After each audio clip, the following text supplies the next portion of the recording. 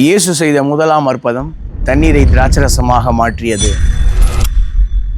Price be to God. கர்த்தருக்கு ஸ்தோத்திரம். இயேசு கிறிஸ்து நாத்தான் வேலை, நான் உன்னை அத்திமரத்துக்கு கீழே இருக்க கண்டேன், இதிலும் பெரிதானவைகளை காண்பாய் என்று சொல்லி சீஷராக்கி 3 நாளைக்கு பின்பு கலிலேயாவில் உள்ள கானா ஊரில் ஒரு கல்யாணம் நடந்தது. இயேசுவும் அவருடைய சீஷர்களும் அந்த கல்யாண விருந்துக்கு அழைக்கப்பட்டிருந்தார்கள். அந்த கல்யாண விருந்தில் திராட்சரசம் குறைவுபட தொடங்கியது. இயேசு இருந்த இடத்தில் ஒரு குறைவா? ஆதியாகமம் 1ஆம் அதிகாரத்தில் ஆவியானவர் ஜலத்தின் மேல் உலாவிக் கொண்டிருந்த போதிலும் பூமியானது ஒழுங்கின்மையும் வெறுமையுமாய் இருந்தது என்று நாம் வாசிக்கிறோம்ல. அதுபோல இயேசு இருந்த போதிலும் அங்கு ஒரு குறைவு வந்தது. இயேசுவினுடைய தாயாகிய மரியாள் இயேசுவிடம் வந்து, இயேசுவே, திராட்சரசம் குறைவுபட்டிருக்கிறது என்று சொன்னபோது, ஸ்திரீயே, உமக்கும் எனக்கும் என்ன, என் வேலை இன்னும் வரவில்லை என்று இயேசு சொன்னதாக நாம் வேதத்தில் வாசிக்கிறோம்ல.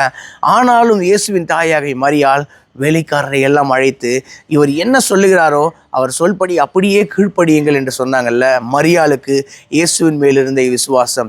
இயேசு அதற்கு முன்பதாக எந்த அற்புதம் செய்ததாக வேதத்தில் குறிப்பிடப்படவில்லை. ஆனாலும் மரியாள் இயேசுவை முழுமையாக விசுவாசித்தாள். யூதர்கள் தங்களை சுத்திகரிக்கும் முறைமையின்படி அந்த கல்யாண விருந்தில் 6 கற்சாடிகள் இருந்தது.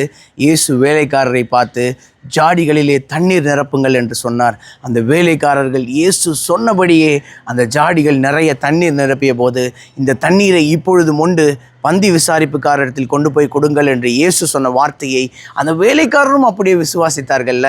அந்த பந்தி விசாரிப்புக்காரர் சொல்றாரு, எந்த மனுஷனும் முன்பு நல்ல திராட்சரசத்தை கொடுத்து ஜனங்கள் திருப்தி அடைந்த பின்பு ருசி குறைந்ததை கொடுப்பான், நீரோ இன்னும் நல்ல ரசத்தை வைத்திருக்கிறீரே என்று சாட்சி கூறியதாக நாம் வேதத்தில் வாசிக்கிறோம்ல.